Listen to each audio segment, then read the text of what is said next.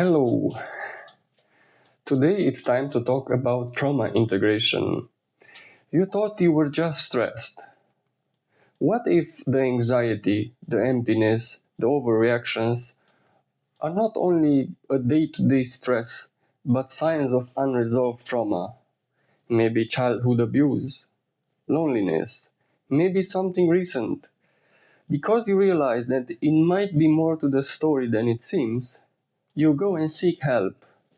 Then the diagnosis comes. You have depression, anxiety, or even worse, PTSD. For a moment, it feels like a relief. Finally, an explanation.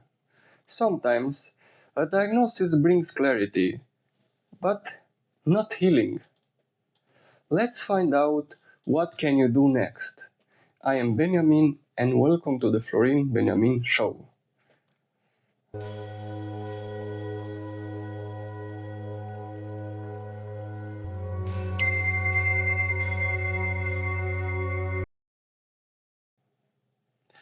Welcome back. Before we dive deeper into today's subject, I have a disclaimer. This video is for educational purposes only and is not substitute for professional medical advice. I'm not a therapist, I'm just sharing insights from personal experience and research. Always consult a professional before making changes to your medication or mental health treatment. That being said, let's return to today's subject, trauma integration. Trauma integration is not only a story about a person in a psychotherapy session or in a yoga class, but also a story about our humanity. It speaks about a deeper tale, a tale of our internal conflicts and our predicament. Since immemorial times, life on Earth has been hard, and unexpected disasters have always happened. You can think about all the earthquakes, droughts, famines, floods, diseases that we had to face. Our resilience in front of these events speaks about our ability to move forward toward life, healing, and meaning, even when things seem unbearable. But how did we do it? We didn't have therapy back then, no yoga mats, no mindfulness apps. But we did have something, and that something was ritual, community. We used movement, breath, sweat, sound, and story. In Africa, for example, the Sand people gathered in healing trance dances, with rhythmic clapping and dancing around the fire. They entered altered states. I think we all saw the dance around the fire. They were not doing it to escape reality, but to reconnect within and heal.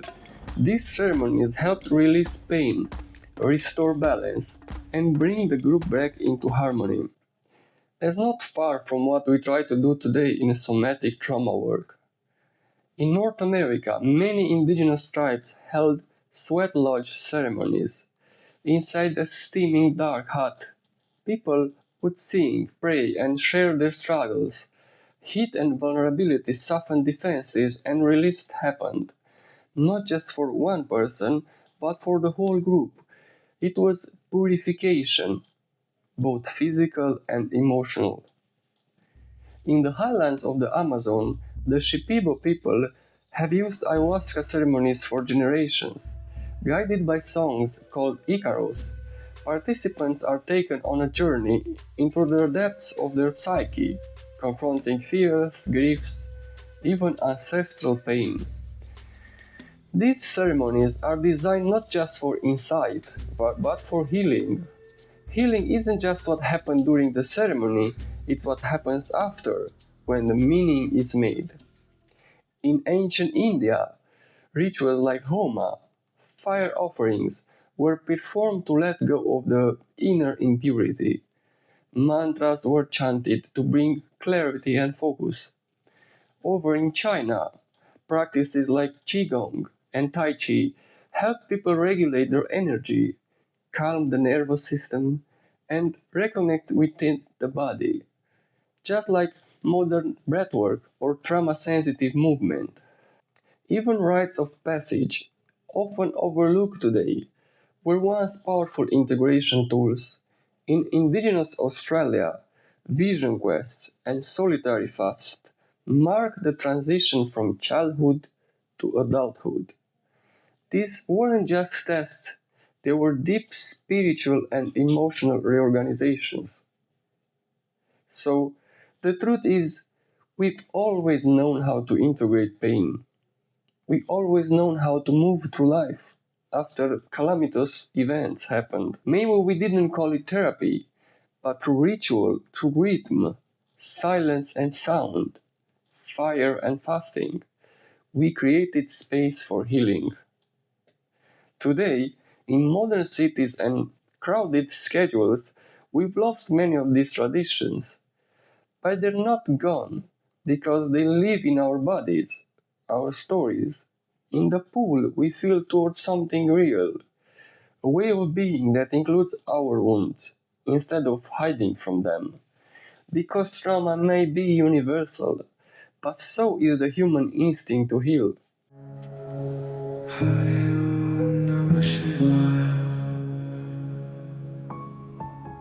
What is trauma?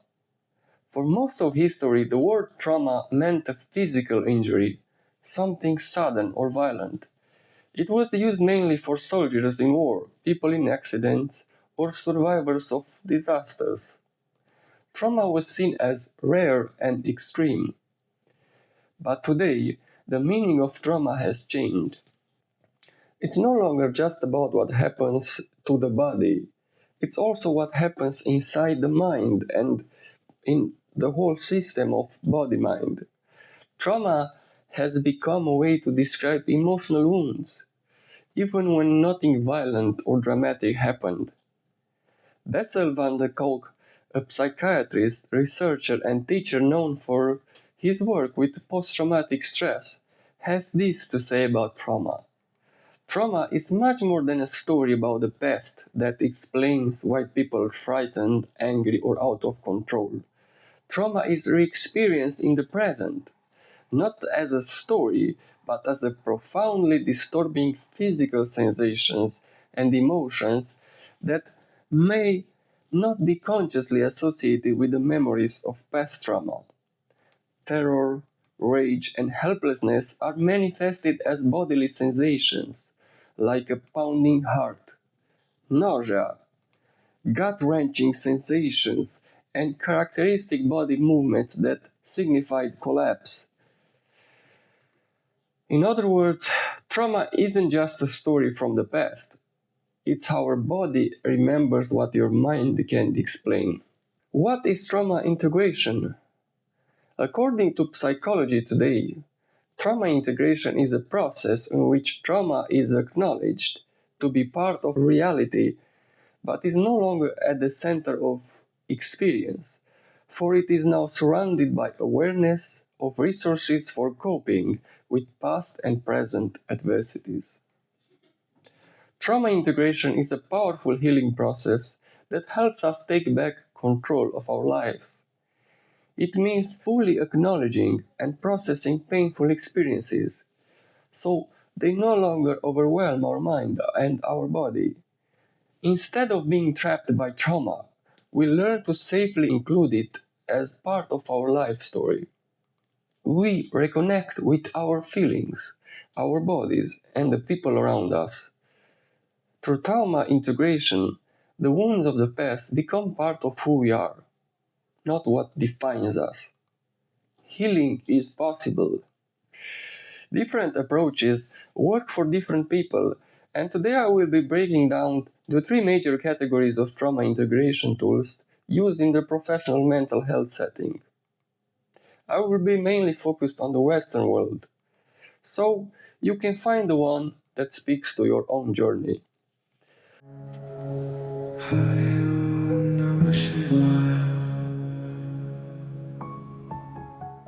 The first category is cognitive narrative-based therapies. Healing through story, thought, and meaning. The first category works through the mind, your beliefs, memories, and your ability to reflect, make sense of what happened. These therapies help integrate trauma by creating a coherent narrative, shifting distorted thinking, and building emotional skills. Three of the most widely used tools here are EMDR, trauma-focused CBT, and internal family systems, or IFS. EMDR, or eye movement desensitizations and reprocessing, uses guided eye movements, or tapping, while you recall traumatic memories. These activate the brain's natural ability to reprocess trauma, so it no longer feels like it's happening in the present. It's backed by decades of research, and it's first-line treatment for PTSD. You don't even need to tell your story to your EMDR therapist. You can only focus on your pain inside your body and your mind, and follow the instructions. In the end, you will still find relief. Trauma-focused CBT. This combines traditional cognitive therapy with trauma-sensitive techniques. You work to challenge distorted thoughts, build coping skills, and process trauma in a structured way. It's especially effective for children and teens, but also helps adults with anxiety, depression, or PTSD. Internal family systems, or IFS. IFS sees the psyche as a system of parts, wounded parts, protective parts, and your core self with capital S. Trauma creates inner conflict and fragmentation. IFS helps you approach these parts with compassion, restore balance, and lead from your true self. In my experience, if these cognitive-based therapies work, their results can be improved when used together with the second category of trauma integration tools, which is somatic regulation-based therapies, healing through the body, sensation, and nervous system. This group recognizes something crucial. Trauma doesn't just happen in the mind, but it's stored in the body. These therapies focused on calming the nervous system, releasing stored tension, and restoring a sense of safety through body awareness, movement, and breath. These powerful somatic tools include Somatic Experiencing, or SE. Developed by Dr. Peter Levine, this method teaches you to track subtle body sensations like tightness, shaking, or numbness, and gently release the trauma trapped in your nervous system. Peter Levine sums it up. Traumatic symptoms are not caused by the event itself. They arise when residual energy from the experience is not discharged from the body. In somatic experiencing, the word trauma is used in a very specific physiological way. It is the unfinished business of the automatic nervous system. When we sense danger, our body follows a natural sequence. We first notice the threat, gear up to fight or run, may freeze if action is impossible, and then once it's safe, let the tension go and settle back to calm. If that cycle doesn't finish, for instance, we were immobilized by a seatbelt in a car crash, or a caregiver muted our distress, the unused energy stays stuck in the muscular tension, hormonal priming, or dysregulated heart rate and respiration. Sensory motor psychotherapy. This blends traditional talk therapy with movement and mindfulness. It helps people notice how trauma shows up in posture, gestures, and physical reaction. It's ideal for developmental trauma or those who feel disconnected from their bodies. Trauma-sensitive yoga. This is not your typical yoga class. It emphasizes choice, body awareness, and internal safety without pressure to perform. Research shows that it helps people regain agency, reduce PTSD symptoms, and reconnect with the body gently. Use this category of trauma-based modalities when you experience trauma through physical symptoms like chronic tension, panic, even dissociation, or when talk therapy doesn't go deep enough. When dissociating, for example, it is very hard or impossible sometimes to access your wounded parts only by talking. That's why slowly opening to these feelings by including the body and its sensation is the better approach. The third category is experiential creative therapies, healing through expression, connection, and altered states. This category goes beyond language and logic. It focuses on creativity, symbolic experiences, community, nature, and even spiritual or altered states of consciousness. These approaches are especially helpful when trauma is preverbal, ancestral, existential, or deeply embedded in one's identity. It can work together with any previous categories. Here are three compelling examples. Psychedelic assisted therapy. It uses MDMA or psilocybin. Still under clinical research, these therapies show strong potential for treating PTSD and complex trauma.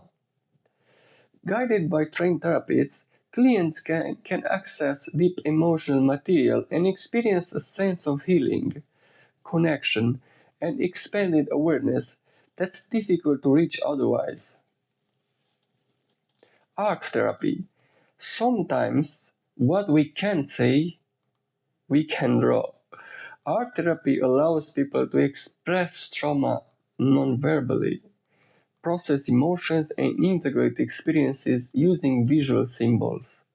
It's especially effective for children, trauma survivors with speech difficulties, or those dealing with early life or preverbal trauma. Ecotherapy, being in nature, helps regulate the nervous system, restore perspective, and reconnect people with something larger than themselves.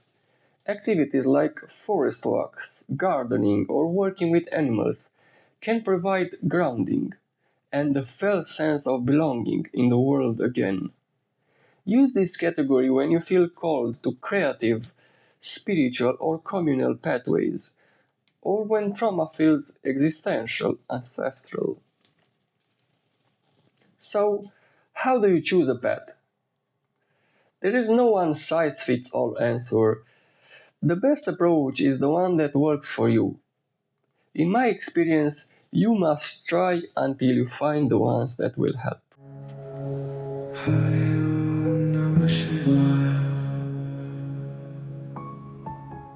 In the last part of the video, let's explore the deeper insights we can gain through integrating trauma. Trauma is not something that you simply get over.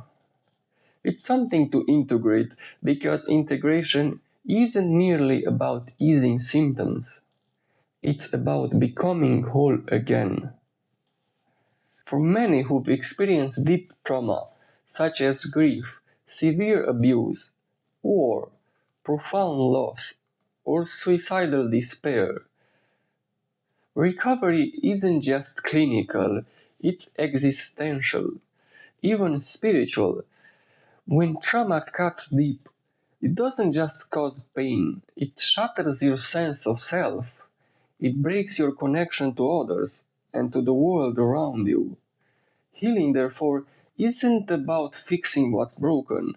It's about remembering who you truly are beneath the pain. It's about rebuilding your identity and rediscovering your place in the universe.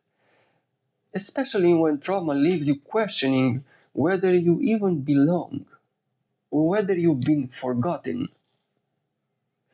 This type of trauma is a rupture in meaning, a profound disconnection from purpose, the body, belonging, and from what feels sacred to you. That's why healing is not just a symptom relief, it's a genuine integration, bringing all the fragmenting pieces of yourself back into harmony. It's making space for your pain and learning to move with it rather than avoiding it. Often the journey to recovery follows a deeper arc. It begins with disruption, A traumatic event that fractures your identity. It might be a divorce, the sudden recollection of childhood abuse, or even a medical crisis. You know, it's the dark night of the soul coming to your life. After that, it comes the unraveling. As old ways of coping failed, you'll try to get away from that, from the everything. It can feel like Pandora box has opened within you, revealing something painful, unfamiliar, even frightening. You might question your sanity in these moments, or try unsuccessfully to distract yourself. You basically will try almost anything. Eventually, no amount of television, social media, or other coping mechanisms can quiet what's rising to the surface. In that vulnerable place, many encounter something sacred. Perhaps through therapy, nature, creativity, meditation, or quiet reflection. Through this exploration of what's going on and openness to truly feel, the reintegration begins. A slow, intentional return to life, shaped by new insights, compassion, and inner strength. Finally, there is re-entry, coming back into the world with renewed purpose and carrying the wisdom that your pain has given you. End your journey. Healing thus becomes a spiritual journey, not religious necessarily, but deeply human. It's a journey towards wholeness, even after experiencing something profoundly devastating. Healing isn't just relief, it's revelation. It's not only about surviving trauma, it's about evolving into something more alive, aware, and deeply connected than before. If you are on this journey, remember, you are not broken, you are becoming. No matter what you go through, I hope love, peace, and wholeness find you. Before you go, if you liked this video, feel free to watch my other video in which I speak about the lessons I learned in over 50 hours of psychotherapy. Until next time, Benjamin. Mani